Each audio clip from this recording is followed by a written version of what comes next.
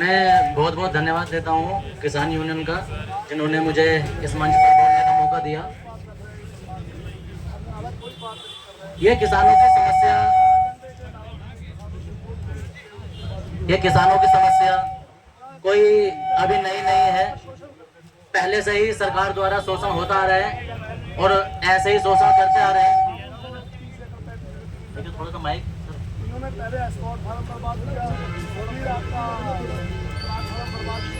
हाँ, hello, mic.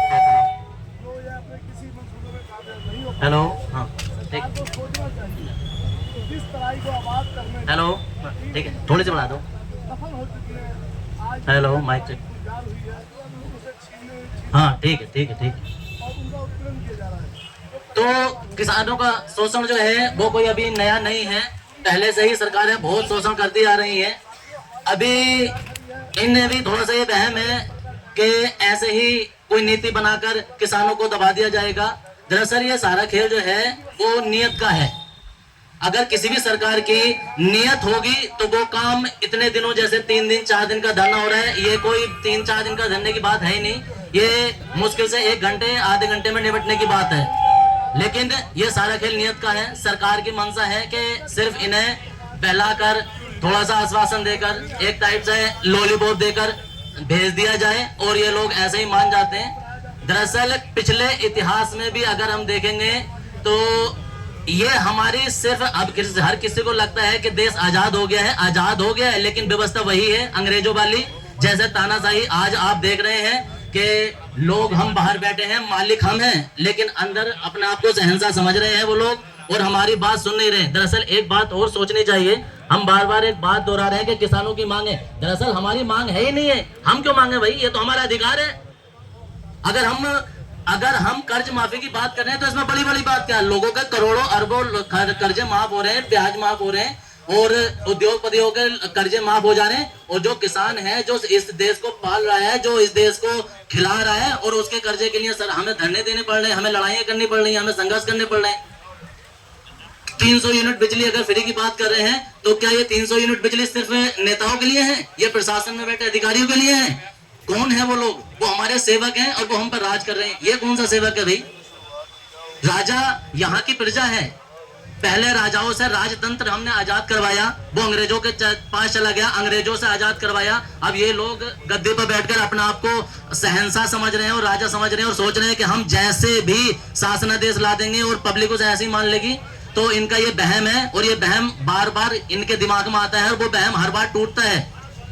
अंग्रेजों ने भी यही किया था, ये लोग भी यही कर रहे हैं। सरकार बदलती है लेकिन व्यवस्था वहीं की वहीं रहती है। हर किसी को अपनी बात मनवाने के लिए इनसे संघर्ष करना पड़ता है और धरने प्रदर्शन करने पड़ते हैं, जबकि इन चीजों की जरूरत है ही नहीं।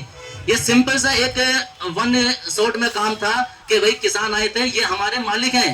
डीएम साहब को सोचना चाहिए था, यही हमारे मालिक हैं, इन्हीं के लिए हम सेवा कर रहे हैं, इन्हीं के टैक्स से तो हमारे बच्चे खा रहे पी रहे हैं और इन्हीं के टैक्स से, इन्हीं के अन्न से तो हम पल रहे हैं। लेकिन इन्हें इस बारे में ना सोचकर ये अपने आप को ऊंची गद्दी पर समझ रहे हैं और सोच रहे हैं कि नीचे जो है इन्हें हम दबा के, कुचल के और ऐसे ही घर भेज देंगे। तो ये बहम इन्हें तोड़ना पड़ेगा।